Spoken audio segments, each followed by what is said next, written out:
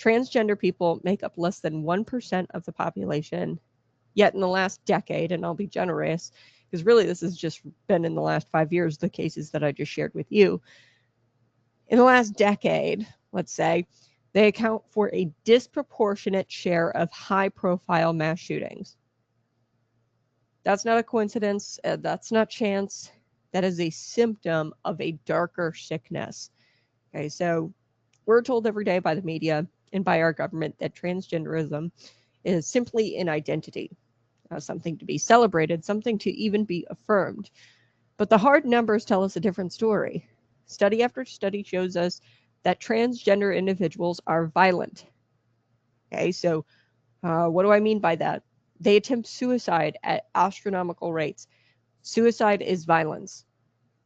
Okay, so they attempt suicide at a rate of 45%, and you compare that to the 4 or 6% of the general population. Okay, so this is astronomically high, their suicide rate. Even when these folks receive the surgeries, because they'll say, the left, they'll say that, oh, well, they're attempting suicide because they're not being affirmed.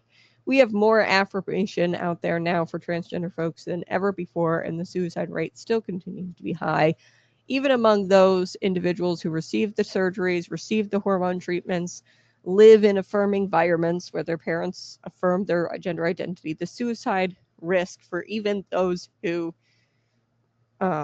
receive the surgeries or receive so-called gender-affirming care, the suicide risk remains astronomically high. So let's be clear. This is not about bullying. Okay, they're not being bullied.